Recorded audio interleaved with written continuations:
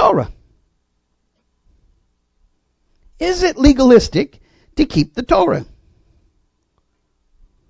Well, you're a minority. You little group here at Covenant Fellowship. You sit here in your chairs not realizing that thousands in this city disagree with you. Most people think you're strange for believing that the Torah is not legalistic. You and a handful of Jews are the only things in this city that would agree that it's not legalistic to keep the Torah. Am I lying? You know what? The most popular church in this city disagrees with you. And they got more money than you. They got better programs than you do. They're bigger. But not better, sister says. That's right, not better. It only takes one diamond to make a fortune.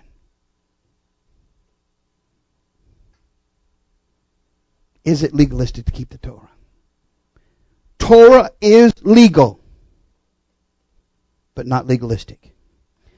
Torah is legal because it sets the boundaries. That's not legalistic. Remember the law of Moses. Yeshua said, he wrote about me. Remember ye the law of Moses, my servant, which I commanded unto him in Horeb for all of Israel, with the statutes and judgments, says Malachi 4:4. Yeshua said, if you believed Moses, you would believe me because he wrote about me. But if you don't believe his writings, how will you believe my words? In other words, they're the same thing.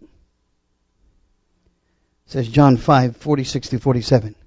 And Yeshua said, I still have many things to tell you, but you can't bear it. Says John 16:12. See, the Netzarim definition, our definition of legalism, is the effort of keeping Torah, or anything else for that matter, to earn salvation. We have never earned salvation. That was never what the Torah was about. The Torah is the constitution of our kingdom. Now, I'm going to try to explain this to you. We have a constitution, don't we? How many of you have even looked at it? Anybody ever read most of it? Okay. Now,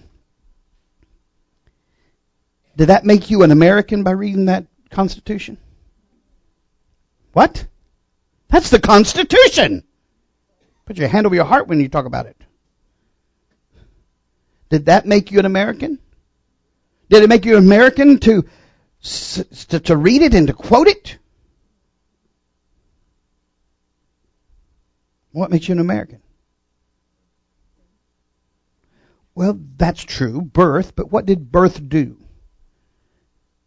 It gave you a relationship with the government.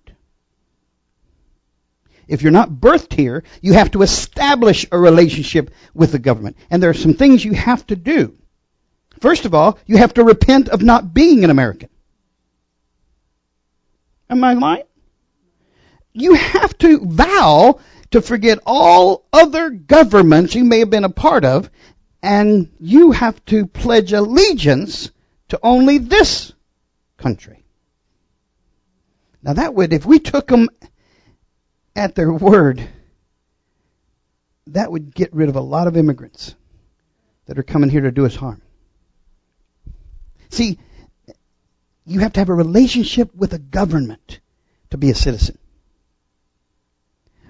It's no different to be a citizen of the Commonwealth of Israel, the kingdom that's coming down from heaven.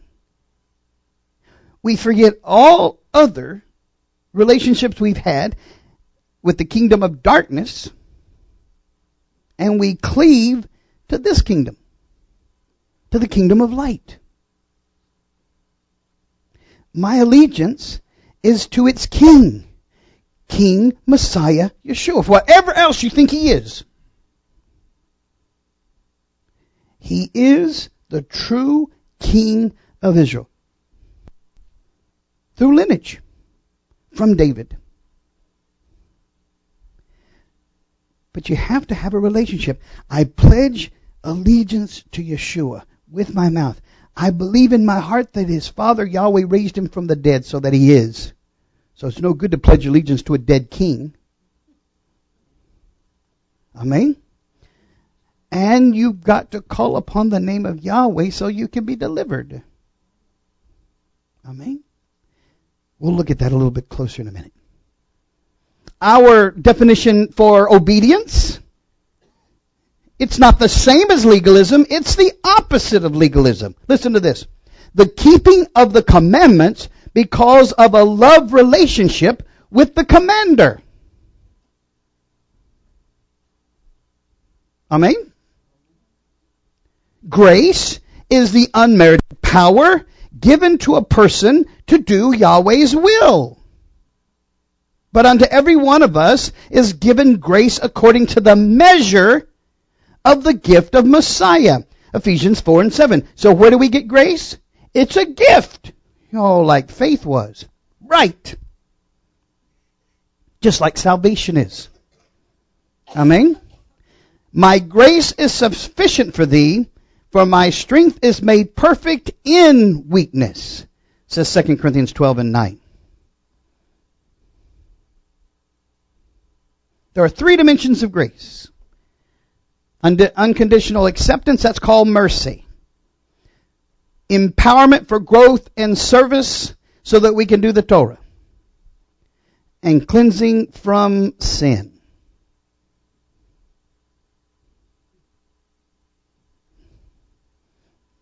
It's what our Father expects of us, isn't it? See, the unique thing about the Heavenly Father, everything He demands from us, He gives us.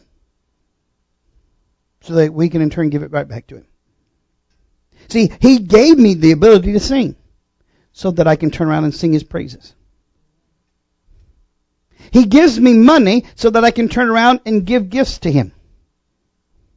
He lets me keep most of it. In all rights, I should give Him 90% and keep 10%, shouldn't I? Shouldn't I? I mean, He gives me the very breath that I breathe. He tells my heart, I can't do it. He tells my heart when to beat. To me, He causes me to live. Without Him, I die. 90% is a good deal for life. You ask anyone in ICU that's been told that they are dying, and they would tell you they'd give anything for another day. But all He asks is 10%. And then anything you want to give on your own. Phew, what a good deal. Have you ever heard this? If you live in my house, you're going to obey my rules. Have you ever heard that, or have you ever said that? Both? My house, my rules. Yahweh is the King of all the universe. He owns everything. His house, His rules. How many want to stay on this planet? His house, His rules. So what you need to do is study to show yourself approved, a workman that needeth not to be ashamed. Study His rules so that you may, as David said, I have this one thing only that I want, that I may dwell in the house of Yahweh all the days of my life.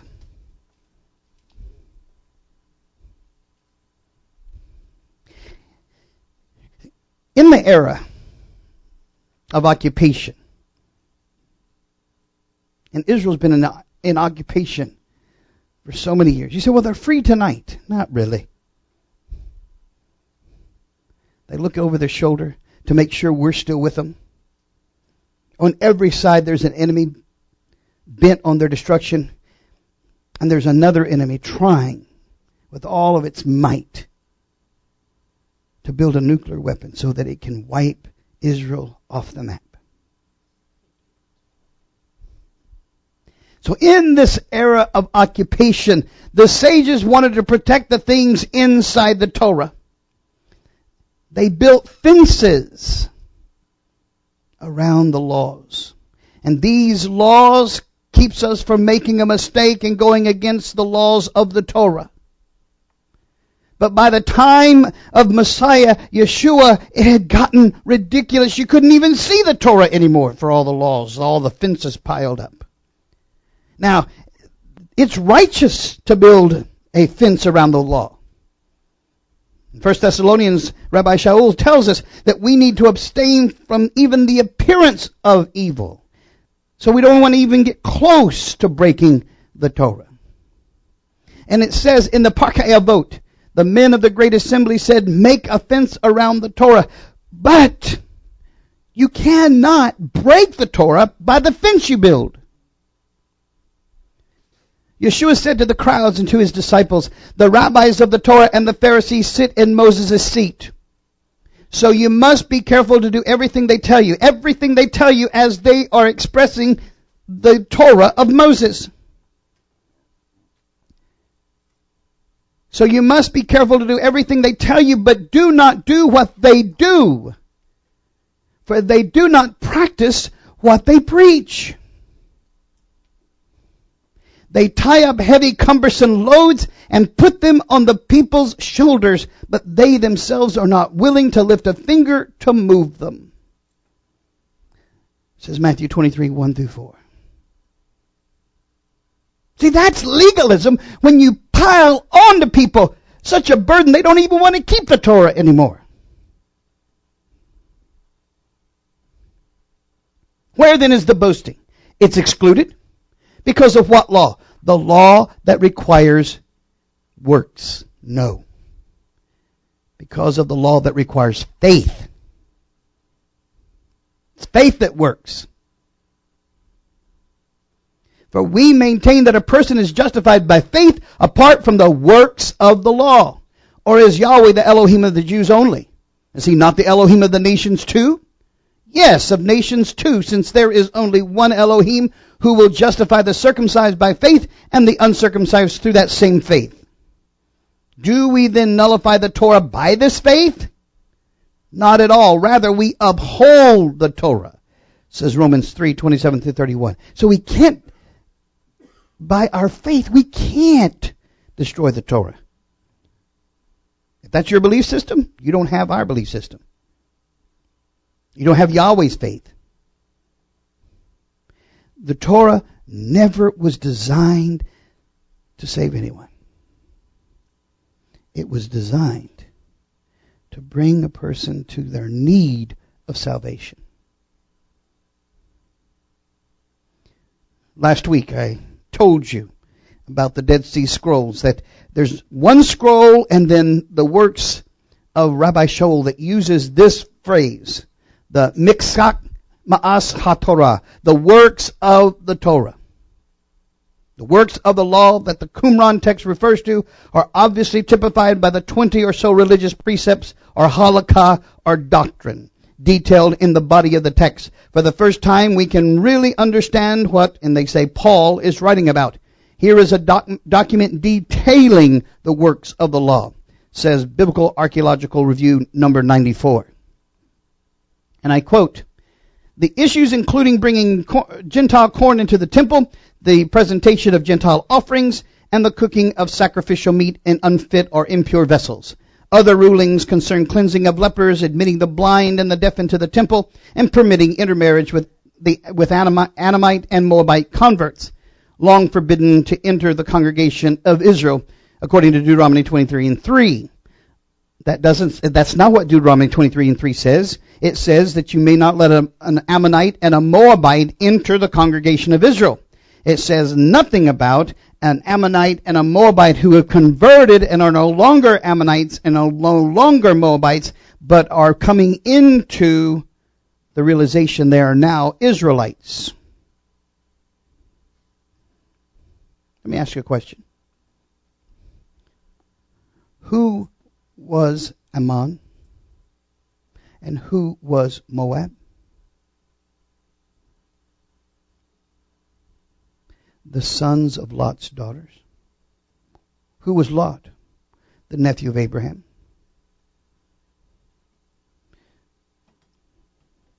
So the thing is, we are returning Moab and Ammon to fellowship in Israel. But if they stay Ammonites and Moabites, they cannot be part of the congregation of Israel. But we see in the story of Ruth that if you say, let your people be my people, let your Elohim be my Elohim, then you're no longer a Moabite, but you are an Israelite. So we didn't need a law about that. We already had a law about that. Are you hearing me? We don't need any more laws about lepers. We have laws on the Torah about lepers. We don't need laws about Gentiles offering sacrifice. We have laws in the Torah about that. What I'm saying to you is, why did they need to keep adding to the Torah? Isn't that what the Torah says not to do? Add to the Torah. Other issues involving the transmission of impurity by a flow of water, the intermixture of wool and linen, and perhaps the climax of the discussion, the intermarriage of priests with common people. Most of the rulings espoused by the author of this text, the works of the law, are based directly upon biblical law. For example, the prohibition against plowing with unlike animals in Deuteronomy 22:10. So why do we need it then? A few others are interpretations and amplifications of Mosaic prescriptions. For example, bans on Gentile offerings and dogs in the temple. Did we need a law for that? We knew that dogs were unclean. They weren't supposed to be in the temple. Notice these works of the law included legalistic interpretations or amplifications of Mosaic prescriptions. We don't need them. You stupid Galatians, who has put you under a spell? Before your very eyes, Yeshua the Messiah was clearly portrayed as having been put to death as a criminal. How did we know that? Because the Torah said that he that hangs upon a tree is cursed. I want to know from you just this one thing. Did you receive the spirit of legalism or by trusting in what you heard and being faithful to it? Are you that stupid? Having begun with the Spirit's power, do you think you can reach the goal under your own power? Have you suffered so much for nothing? If that's the way you think, your suffering certainly will have been for nothing. What about Yahweh, who supplies you with the Spirit and works miracles among you? Does he do it because of your legalistic observance of the Torah? Or because you trust in what you heard and are faithful to it? Says Galatians 3:1-5. What they heard was the Messiah teaching Torah. So this is not pitting grace against law. It's saying, do you approach the law as a legalistic document, or do you approach it as Yeshua's very words? And are you faithful to it? For everyone who depends on legalistic observance of the Torah commands, the legalistic observance of the Torah's commands lives under curse. Since it is written, cursed is everyone who does not keep on doing everything written in the scroll of the Torah. Deuteronomy 27:26. Now it is evident that no one comes to be declared righteous by Yahweh through legalism, since the person who is righteous will attain life by faith, says Habakkuk 2:4. The just shall live by faith. Furthermore, legalism is not based on faith, but on a misuse of the text. Anyone who does these things will attain life through them. Leviticus 18:5. The Messiah redeemed us from the curse pronounced in the Torah by becoming a curse on our behalf. For the Tanakh says, everyone who hangs from a tree comes under a curse. Deuteronomy 21:23. Yeshua the Messiah did this so that in union with him the nations might receive the blessing announced to Abraham, so that through faith we might receive what was promised, namely the Spirit. Galatians 3:10-14. We have come to realize that a person is not declared righteous by Yahweh on the ground of his legalistic observance of the Torah commands, but through the Messiah Yeshua's faith. Therefore we too have put our trust in Messiah Yeshua and become faithful to him, in order that we might be declared righteous on the grounds of the Messiah's faith, and not on the ground of our legalistic observance of the Torah commands. For on the ground of legalistic observance of the Torah commands, no one will be declared righteous.